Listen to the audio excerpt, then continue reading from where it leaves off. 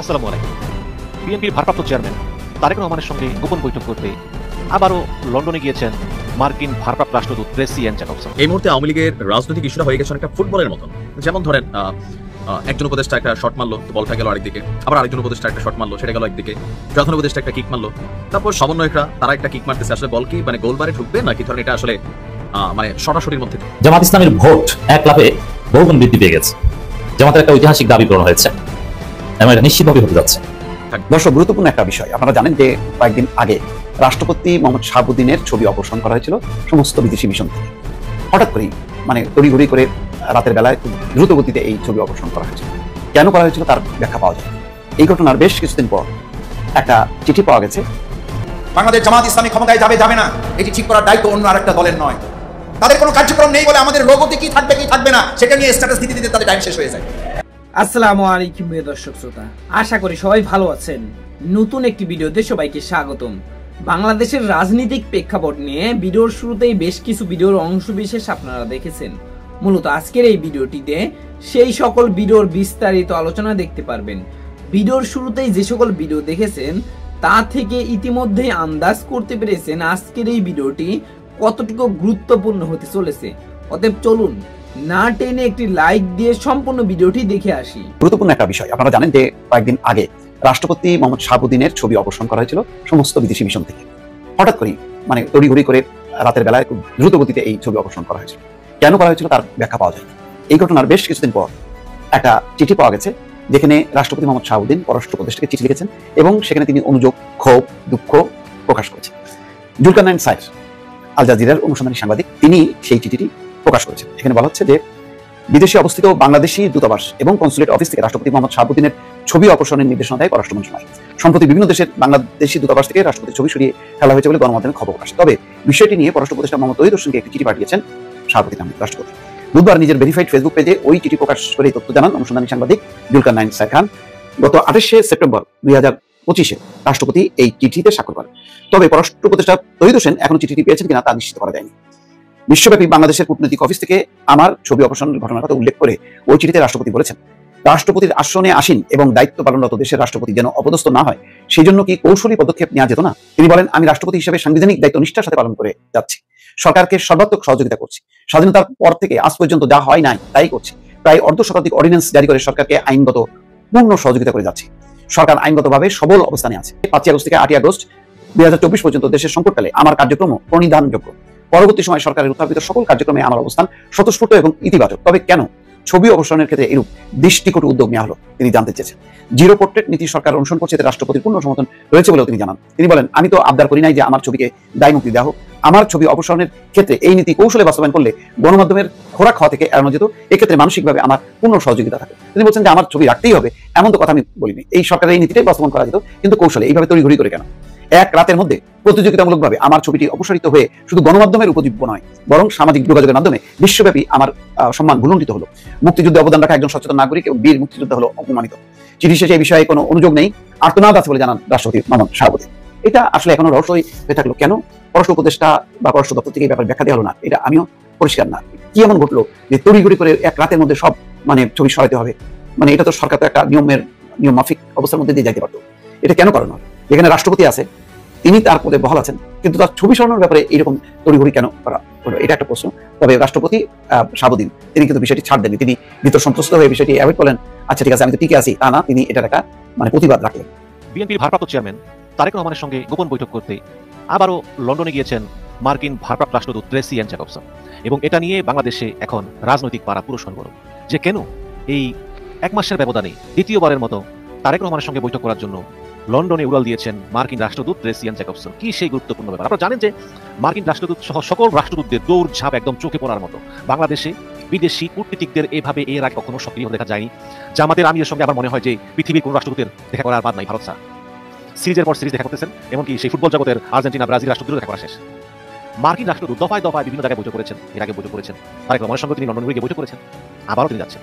তো এবার আসলে ঠিক কি জন্য তিনি যাচ্ছেন? হঠাৎ কেন এই প্রয়োজন পড়লো যে 7 সমুদ্র 13 নদী পাড়ি দিয়ে তারেক রহমানের সঙ্গে দ্বিতীয়বারের মধ্যে হতে যাচ্ছেন, যিনি এখনো কিন্তু বাংলাদেশের অফিসিয়ালি বাংলাদেশ সরকারের কেউ না। হ্যাঁ, একটা বড় দলের প্রধান, বাট অফিসিয়ালি কেউ না। তো এই সংক্রান্ত নিউজ করেছে কালবেলা কালবাজার যাওয়া যায়, সেখানে লিখেছে যে ফেল লন্ডন সফরে ট্রেসি, তারেক রহমানের সঙ্গে বৈঠকের সম্ভাবনা। তো এখানে যেটা লিখেছে যে জাতীয় নির্বাচনকে ঘিরে রাজনৈতিক দলগুলোর মধ্যে অন্তর্বর্তীকালীন সরকারের নানামুখী টানাপোড়েন আছে। এর মধ্যে আবারও লন্ডন সফরে গেলেন ঢাকায় নিযুক্ত আমেরিকার ভারত রাষ্ট্রদূত ট্রেসিয়ান জ্যাকবসন। গত বুধবার সকালে শাহজালাল আন্তর্জাতিক বিমানবন্দর থেকে এমিরেটস এয়ারলাইন্সের একটি ফ্লাইটে তিনি ঢাকা ছেড়েছেন। বিমানবন্দর, ইমিগ্রেশন সহ সংশ্লিষ্ট একাধিক নির্ভরযোগ্য সূত্র কাল বেলাকে এই তথ্য নিশ্চিত করেছে। সূত্র জানিয়েছে যে ট্রেসির সফরসঙ্গী হিসেবে রয়েছেন তার স্বামী ডেভিড বাফ। তারপরও এই সফরকে নিছক ব্যক্তিগত সফর বলে মানতে নারাজ অনেকে, বরং 3 মাসেরও কম সময়ের মধ্যে এই ট্রেসিয়ান জ্যাকবসনের দ্বিতীয়বারের মতো যুক্তরাজ্যের লন্ডন সফর নিয়ে নানামুখী গুঞ্জন ভাসছে ঢাকার রাজনৈতিক এবং কূটনৈতিক অঙ্গনে। সূত্র বলছে যে ট্রেসির যুক্তরাজ্য সফরের নেপথ্যে রাজনৈতিক উদ্দেশ্য রয়েছে এবং এই সফরে তার সঙ্গে লন্ডনে অবস্থানরত বিএনপির ভারপ্রাপ্ত চেয়ারম্যান তারেক রহমানের বৈঠক হতে পারে। আগামী জাতীয় সংসদ নির্বাচন সহ গুরুত্বপূর্ণ বিভিন্ন বিষয়ে তাদের আলোচনা হওয়ার সম্ভাবনা রয়েছে, যদিও এই বিষয়ে বিএনপির পক্ষ থেকে আনুষ্ঠানিক কোনো বক্তব্য পাওয়া যায়নি।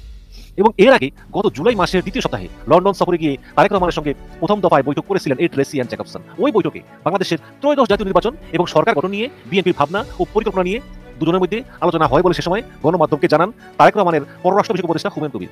এছাড়া নির্বাচনে জয়ী হলে বিএনপি কেমন দেশ গড়তে চায় এবং নির্বাচন কমিশন ঘোষিত রূপরেখা নিয়ে তাদের মতামত কি, এমন মৌলিক নানা বিষয়েও উঠে আসে তারেক এবং ট্রেসির আলোচনায়। বাট আমার কাছে জিনিসটা ঠিক এরকম, এগুলো আলোচনা হয়েছে, বাট এই আলোচনার জন্য একদম লন্ডনে গিয়েছে উনি 3 মাস আগে। আমার মনে হয় যে আরো অনেক কিছু আলোচনা হয়েছে যেগুলো আসলে আমরা জানি না।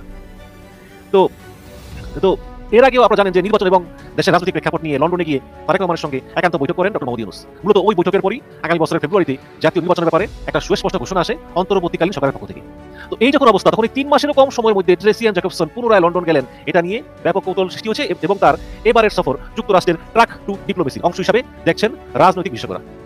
তো শাহজালাল আন্তর্জাতিক বিমানবন্দরের দায়িত্বশীল সূত্র বলেছে যে গতকাল আমেরিকার রাষ্ট্রদূত এবং তার স্বামীর যে পাসপোর্ট নাম্বার যা বিমানবন্দরের ডিজিটাল নথিতে রেকর্ড রয়েছে তা পর্যবেক্ষণ করে তারা এই দুজনের ঢাকা থেকে লন্ডন যাওয়ার বিষয়টি নিশ্চিত করে।